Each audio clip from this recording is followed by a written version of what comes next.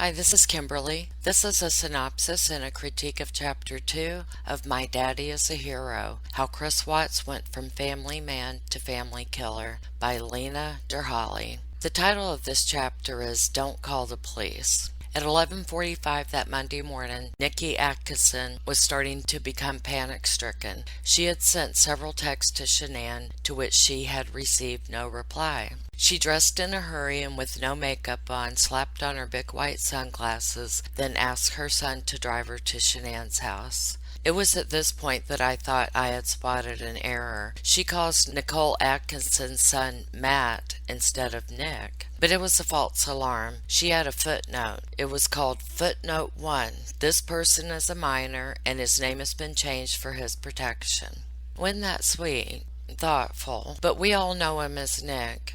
Nikki and her son Nick. Isn't that delightful? I'm being serious.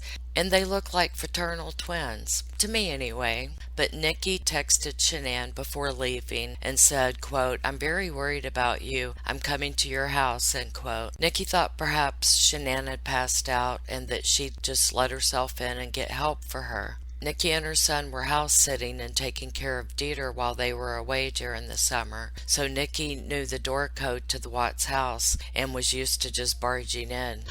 Letting herself in to be of assistance. But on this day she couldn't get in due to the safety latch being on the inside. It was engaged. She peeked in the side window to the door and saw Shanann's flip-flops that she had kicked off when she arrived home just a few hours before. Her suitcase from the weekend trip to Scottsdale was by the stairs. She told her son to move the car up to the front of the garage so he could stand on it and see if Shanann's car was in the garage.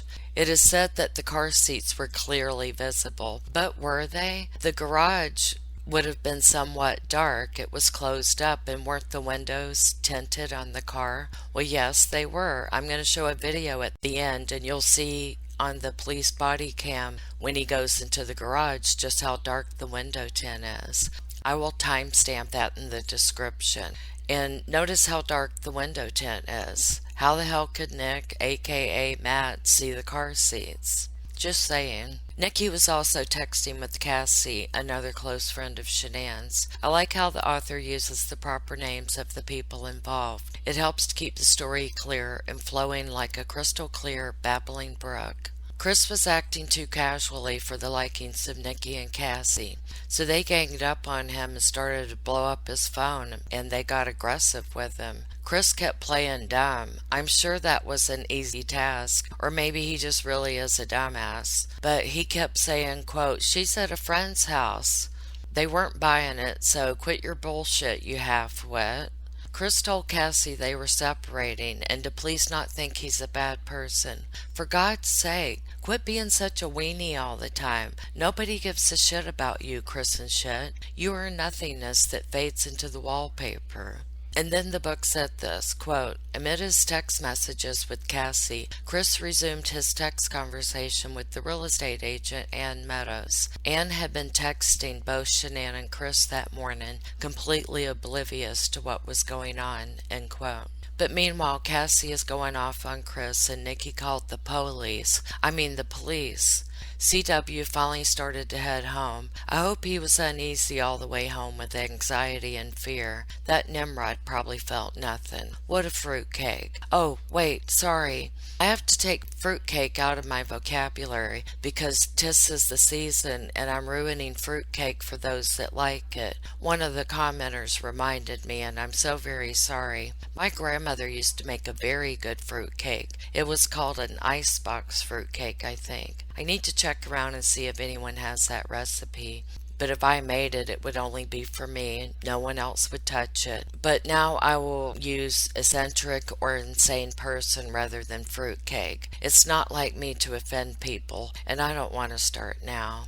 But anyway, Officer Coonrod showed up while Chris and shit was probably blowing through the red lights to get home. I wish I knew what he was thinking as he drove to his house, where there was a yard full of people waiting to talk to him. But until Chris and shit got there, the officer was banging on doors and peeking in windows while Dieter barked wildly. Chris finally got there and was acting all suspect and stuff. Panic is a very strong feeling of anxiety or fear that makes you act without thinking carefully. But I could tell in the body cam footage that Mr. High IQ seemed to be thinking he was being nonchalant.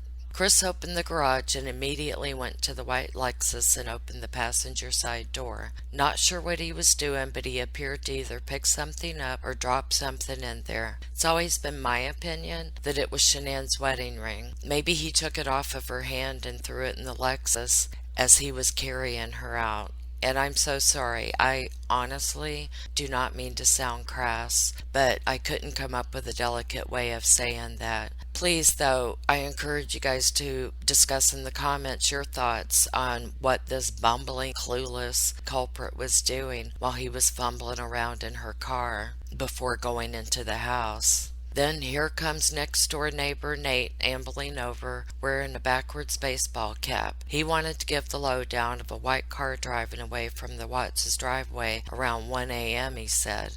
And Nikki said that was me after dropping off Shanann. Temper seemed to be flaring. Chris fucked off in the house for a minute or two, and then he eventually let everyone in. Coonrod, Nikki, and Nick, a.k.a. Matt. Dieter was barking and they were roaming around and touching stuff. I've always wondered, why didn't they call out their names, run upstairs to check? The officer finally went upstairs and Chris was being all sneaky and stuff and told him that the girls' blankets were missing and that they never go anywhere without them. Nick, aka Matt, in the book, produced Shanann's phone, saying he had found it in the couch. Nikki flipped her lid with alarm and trepidation. Nikki hollered at Chris because he didn't know the code to Shanann's phone to unlock it, which was the baby's due date, but he still didn't know the code. He had been preoccupied lately with impure thoughts. He had also lusted in his heart instead of focusing on his troubled marriage and impending home foreclosure. Chris was a huge help in answering Officer Coonrod's questions.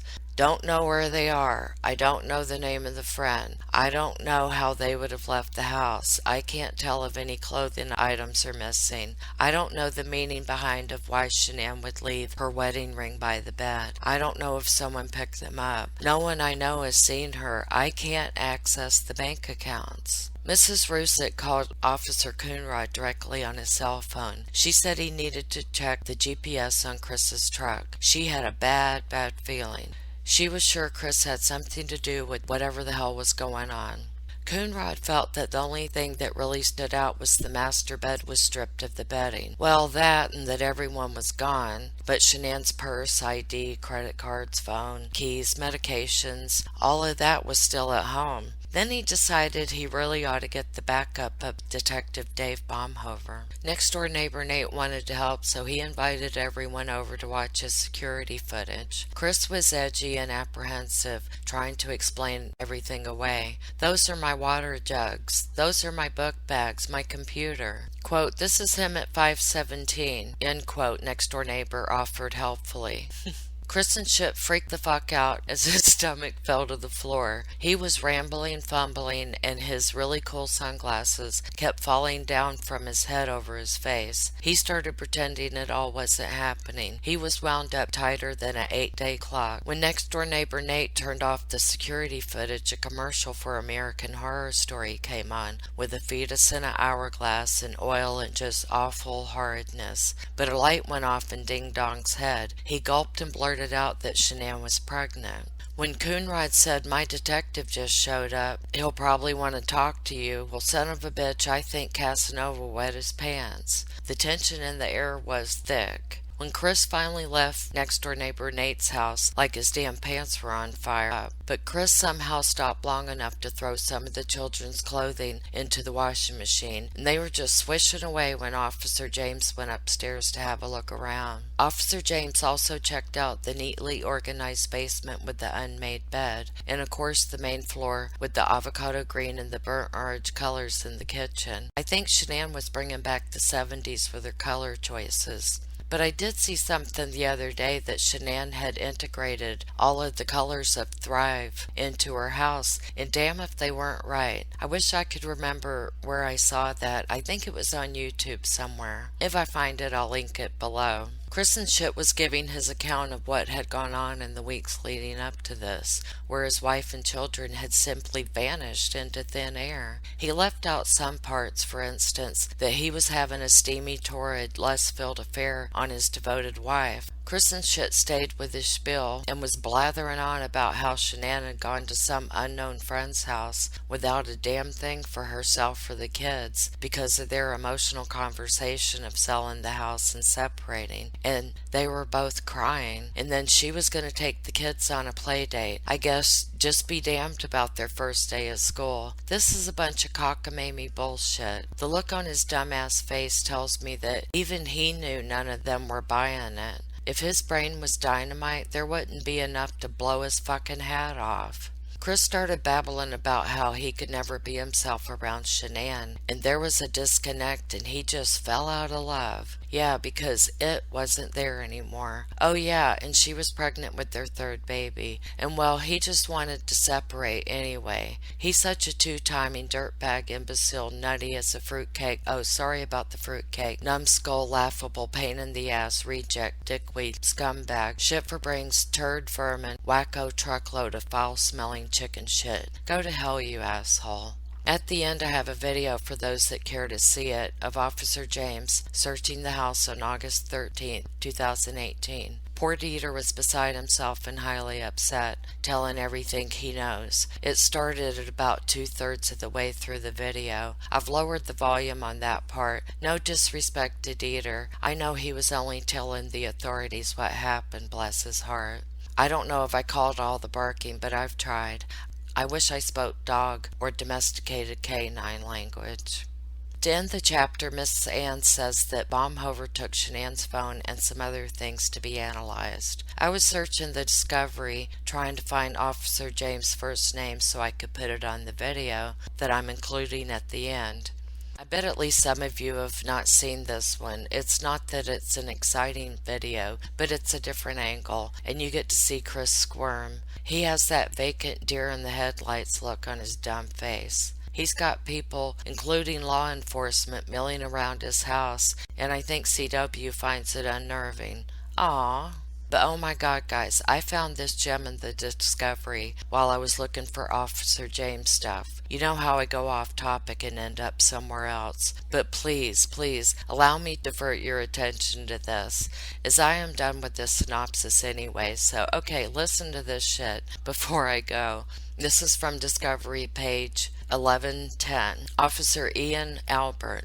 On September 20th, 2018, at approximately 17:30 hours, I was advised by Weld County Dispatch to contact Daniel Franzarek via phone regarding information on the Chris Watts investigation. I called Daniel at blank, who said he resides in New York City, and he had a theory about this case. Daniel believes there was a connection between Chris Watts and the Zodiac killer from the early 1970s. Daniel then continued to make several incoherent statements regarding Chris's late wife possibly being a lover of a male named James Darnell Olson, who also may have links to the Zodiac killer. Additionally, Chris may not be the father of these children, and that the Olson party may be their biological father.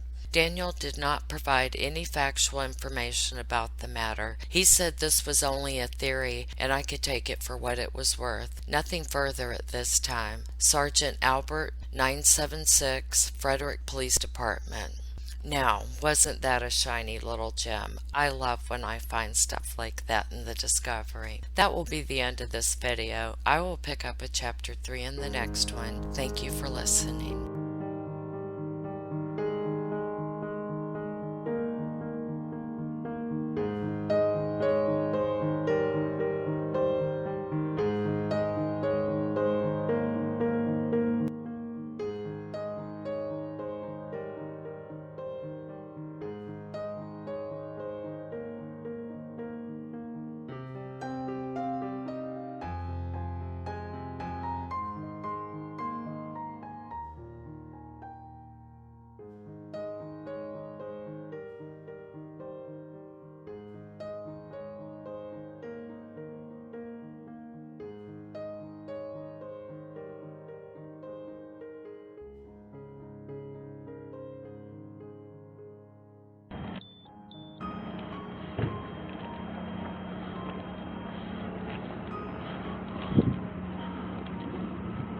So Chris, it's your house. You can go inside with us if you'd like, or you could stay out here. It doesn't matter to us. Doesn't matter. I mean, free reign, just whatever you got to do. Okay. Like, I can chill on the decks on the side of the sun, but Okay. it's cool. All right. Whatever you'd like. How long have you guys been married? So, we've been together 8 years, married 6 this year. Okay. And this is very unusual behavior? Yeah, we can get that dog out of here. Okay. She's gonna flip.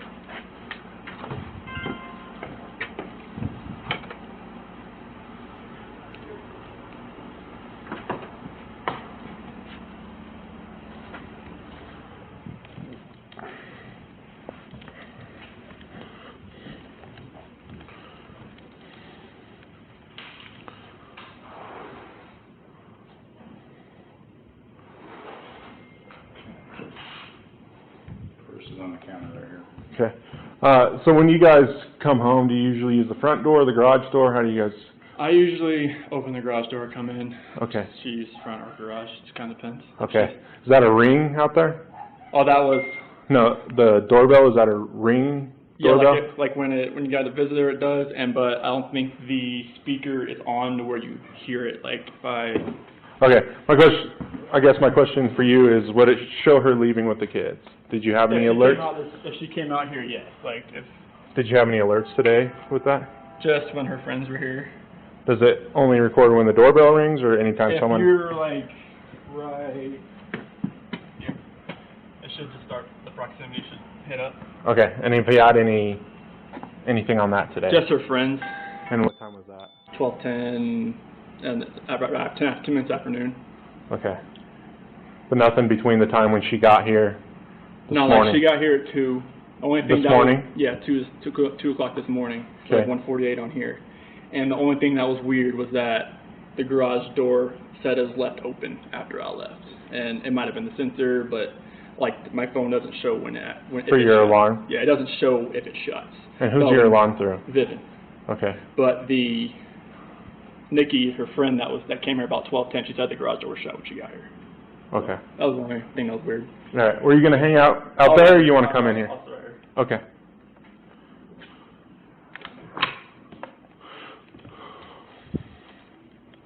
Where's the purse at? On the counter.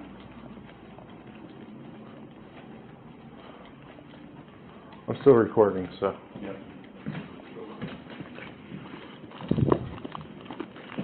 Let's do this. Whose phone is that? I believe that is his. Mom overtook hers. That's for vomiting.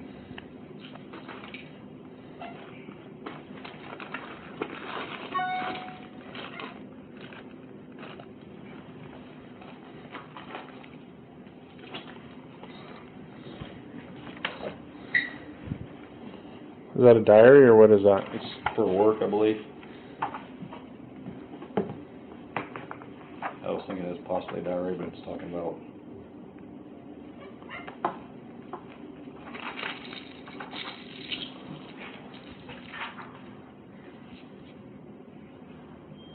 like motivation stuff.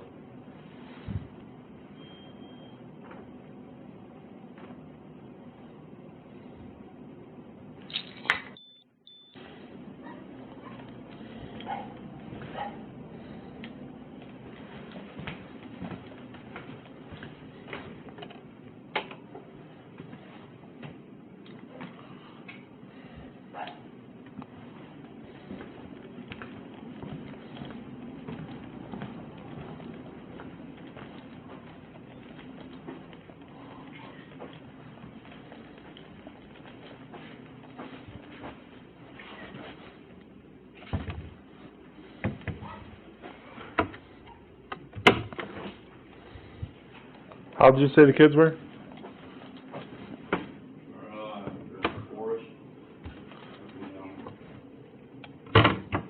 This is very neat for having 2 little kids.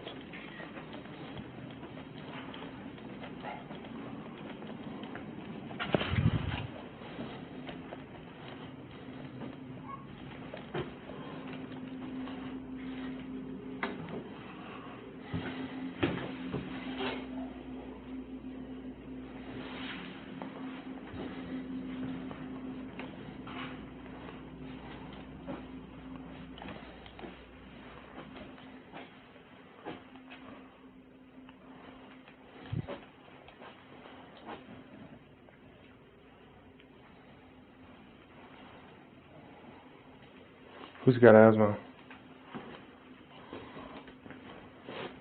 I don't know. Kids need medication too, and apparently she didn't take their medication either. Celeste. This is all their medication. That's Yeah, the kid. Celeste, the kid. Mm-hmm. That's albuterol for a nebulizer.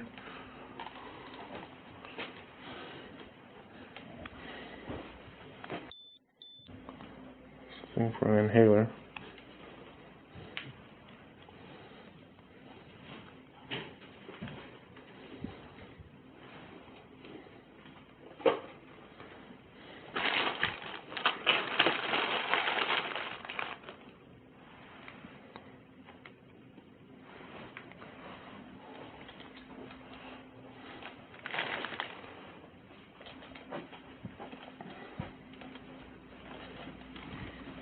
Find an ID?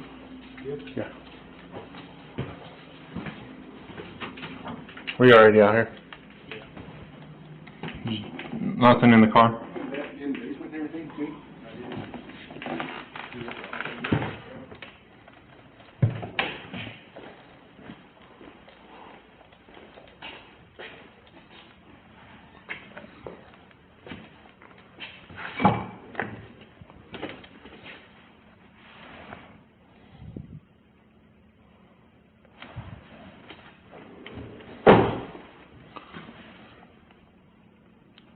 Dispatch Frederick 988. Can you log 528 Zebra John Victor?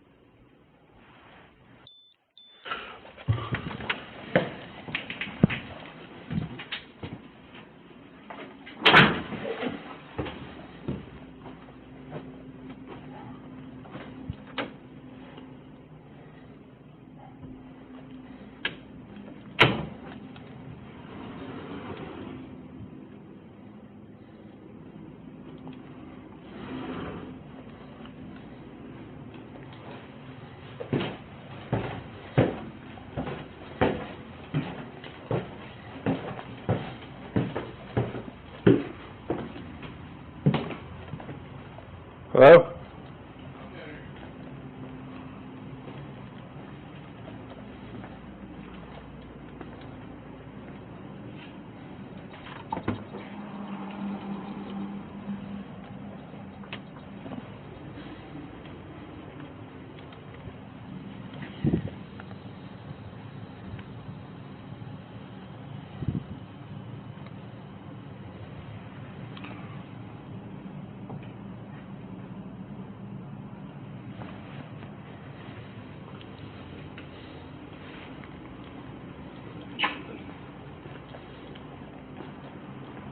They are really organized people.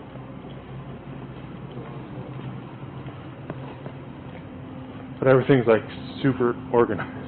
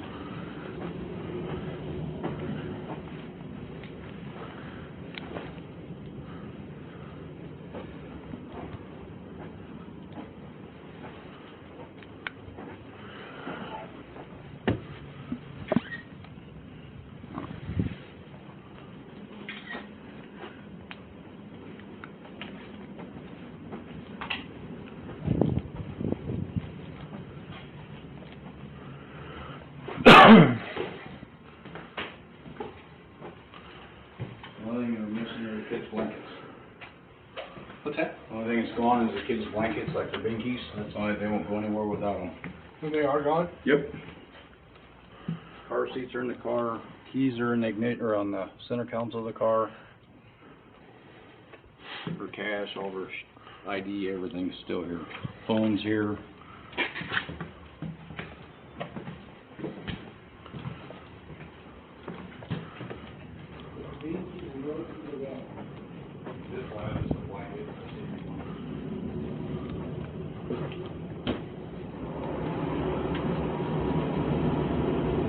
Is this the only furnace?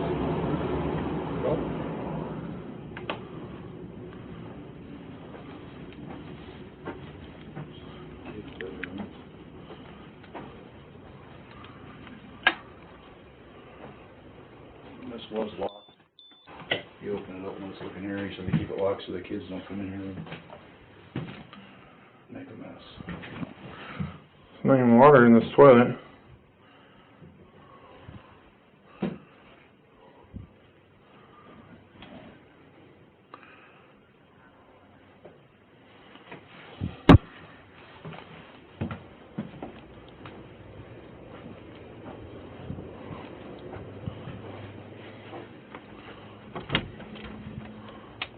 Really nice house, huh? Yeah.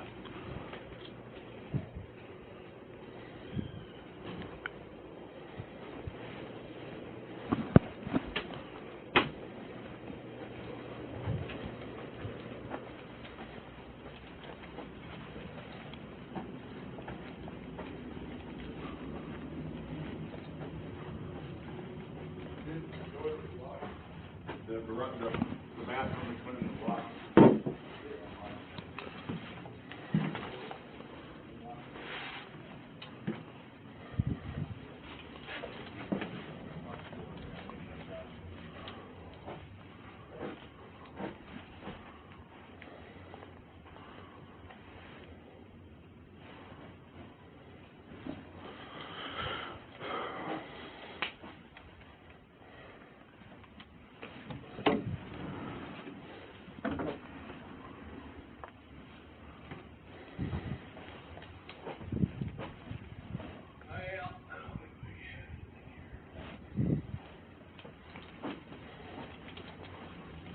So is she a stay-at-home mom?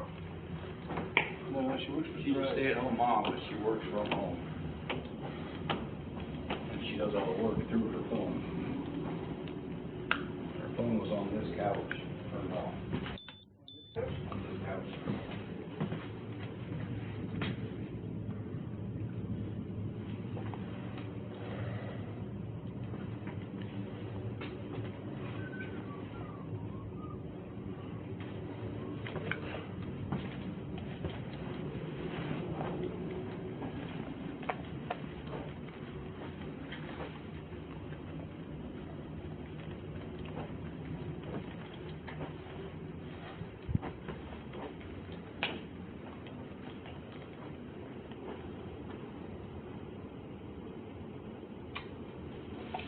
They're not here.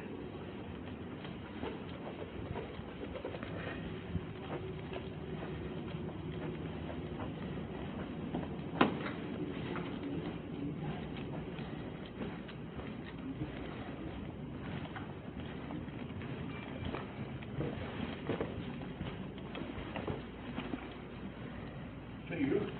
What? The phone? No. I think it's this one on the counter.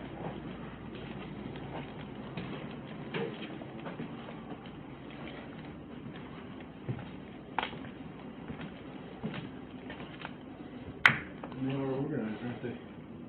Like, super organized.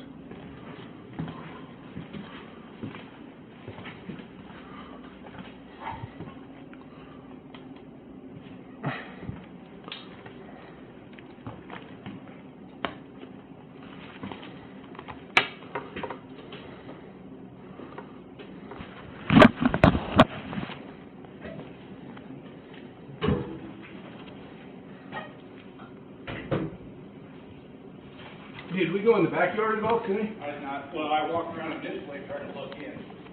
You didn't see nothing? I didn't see anything out of place, but I was more focused on looking in, not at the yard. What's the little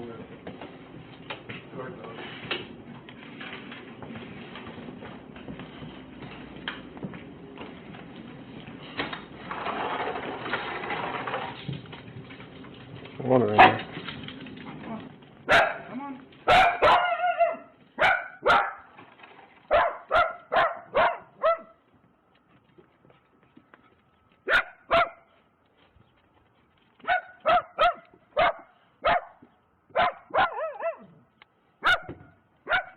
Jump down in the window well, look through the window. At first they said she was diabetic, so I was thinking he was passed out. Yeah, he showed up. I called him and said, get her out home. So I'm trying to get the garage door opener. He said that didn't work. Did the one, the button thing doesn't work. Garage door's pretty much shut down. He came home and let me in. What doesn't work? The garage door opener? He said the password on the outside, that code one, doesn't work. Can you close it from the outside? I don't know. Well, we need to figure that out. Because the front door was locked, right? The deadbolt too? I think he hit his garage door opener. No, I'm saying, Front door is locked. was the deadbolt locked? The top deadbolt, you could open it like 3 inches and it locks. Okay, so she had to get out through the garage. Garage, because this door is closed and locked. It has a slider lock. So she had to leave through the garage. Okay, come here, pups.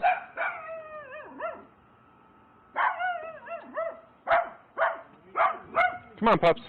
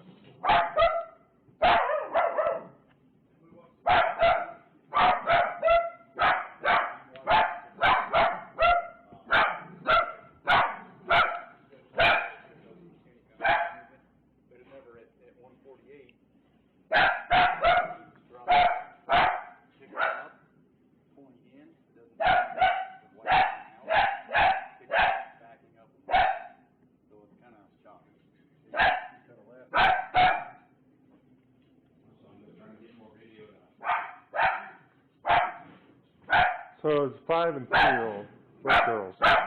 What? 5 and 3-year-old, both girls. Yeah.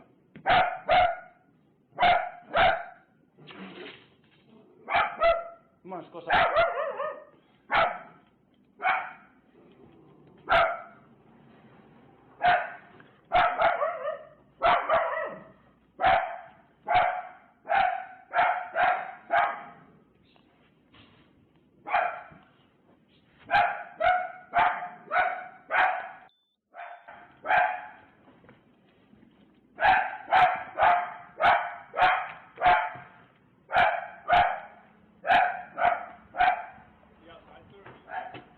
No, we went in the back, so she's in the house now.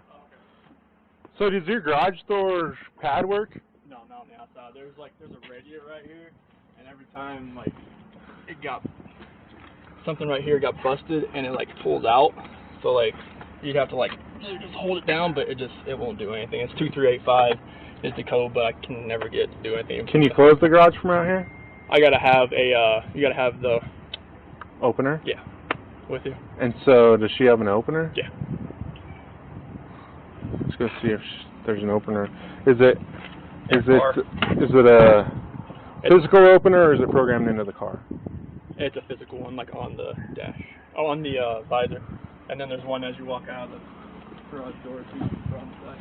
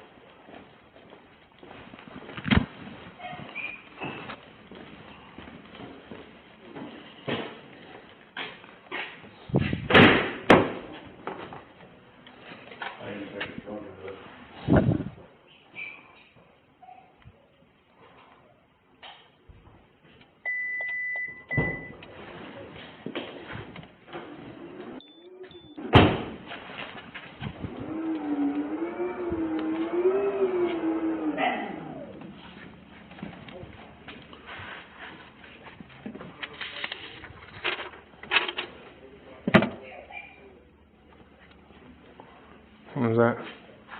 What? That receipt for? On August 10th. So 3 days ago.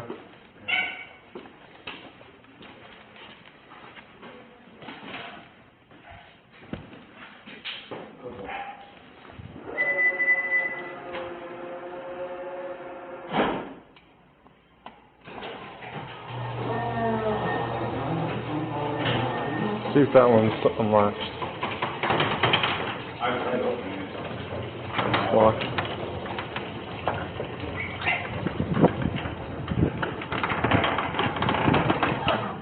Is it in the car? Just came out the door then? Yeah, press that thing and see how long it takes.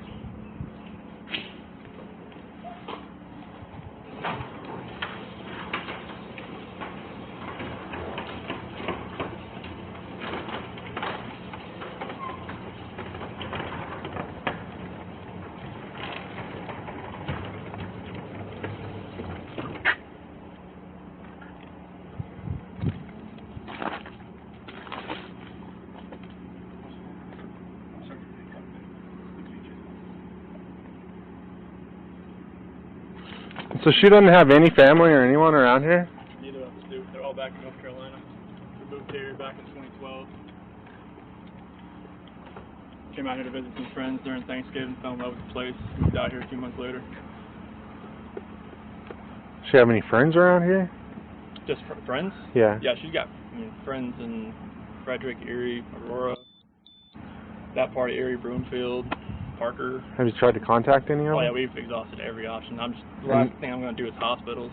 Hotels. There's so many, but And no one's heard from her today? Have you checked your bank accounts? that's another thing I was going to do because I don't have access through here. Let's go check those and see if she pulled any cash out or if there's any strange charges or anything. Okay. Can you log? I can't log in because she does all the finances. Okay. So I know her password. I just don't have her used already. Not sure what she would have used that way. Sorry, my phone's just blowing up right now. No, you're fine. Who do you guys bank through? USAA and Chase. Can you call them and see if Yep. there's been any activity? Any withdrawals or anything? And then the suitcases that she came home this morning with, which ones were those? Was The it the black one? one that's sitting right there. Not the one in the bedroom? Mm-mm. That was from the last trip, when we just got back a few days ago from North Carolina. She went to Arizona like 2 days later. That was one we just got put back down in the basement.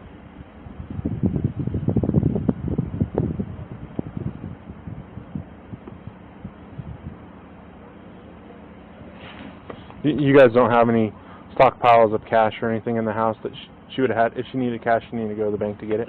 If there is, I would not know about it. If there was, I didn't know. Do you know how much cash she usually carries with her? It usually not, maybe like 100.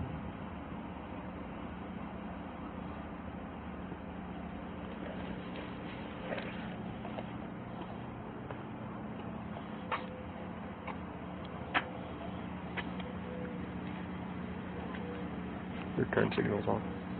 It's been on. Might have to turn and hurry.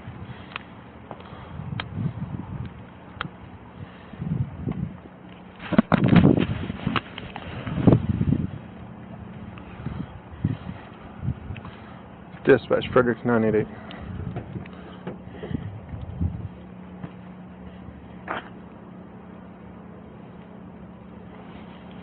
Can you log Queen Frank Tom 682?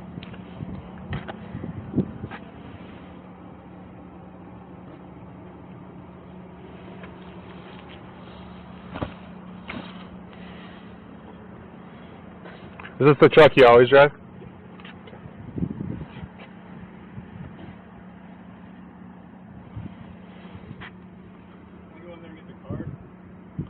Yeah, you can go in the house, yeah.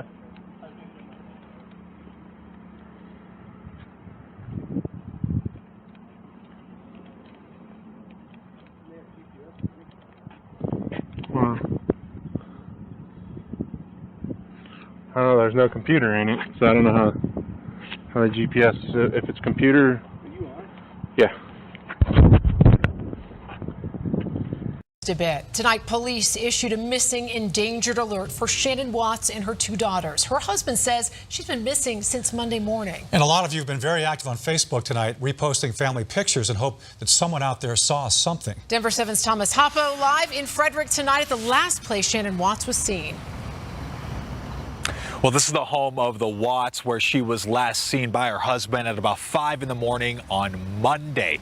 Now, they had K-9 units here surveying the area and trying to get any scent of the woman or her daughters. But we spoke with the husband, Christopher, who says no one has heard from her. They're doing their best right now to figure out, like, if they can get a scent, see where they went. If they went on foot, they went in a car, or they went somewhere. On Monday night, Christopher Watts couldn't sleep. No, I wasn't going to kiss him to bed tonight. That's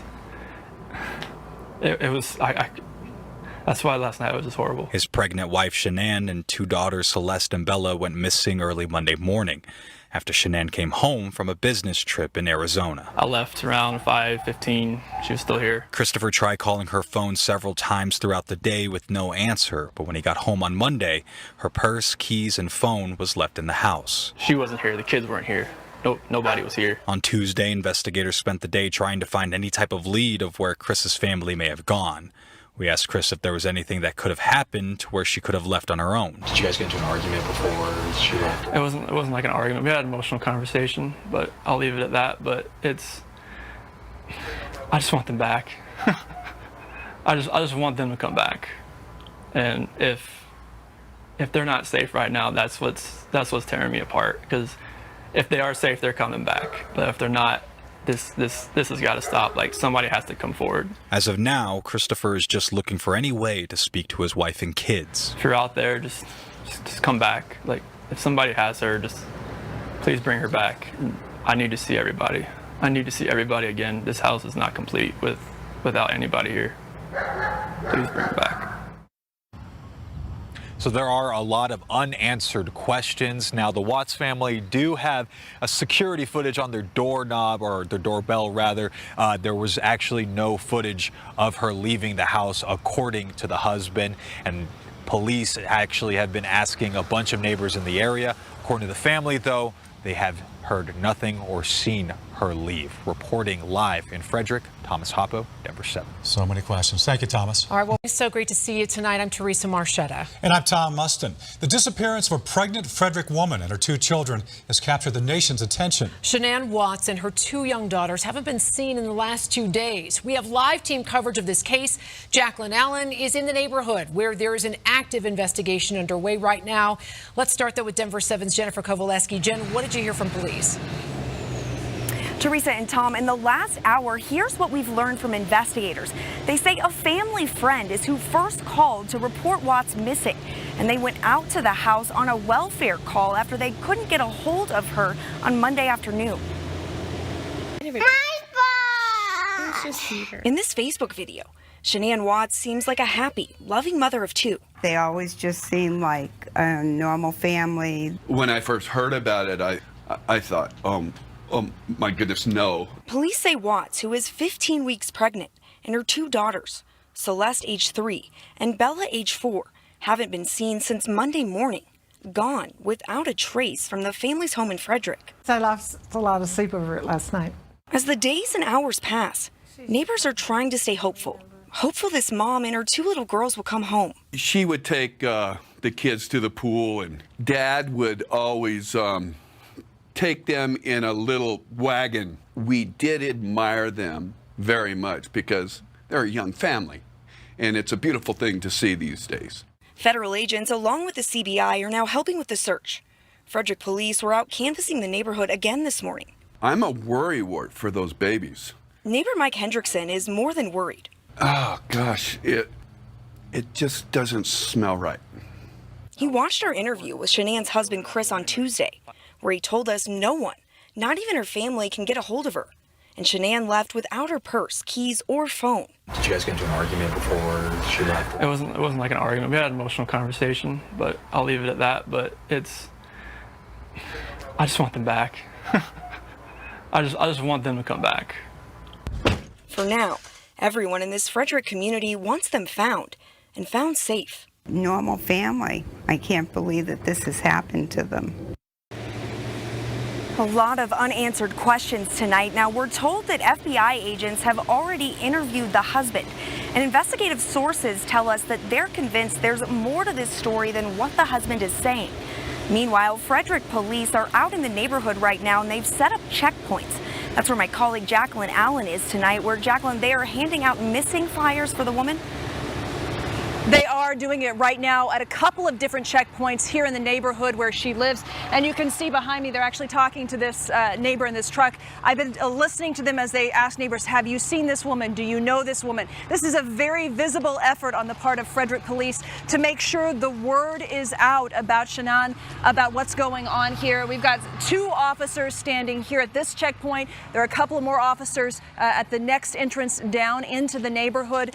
Obviously, they said, we want to leave no stone unturned. We don't want to rule anything out. This is their way of making sure that happens. They also said they will be canvassing this neighborhood, talking to neighbors face to face, trying to find out who saw anything, if anyone did, and if anyone has any answers about what happened to Shannon and these 2 beautiful girls. Neighbors I talked to say this is scary. They want some answers, but right now, all we have are a lot of questions. Reporting live, Cheryln Cadle, Denver 7.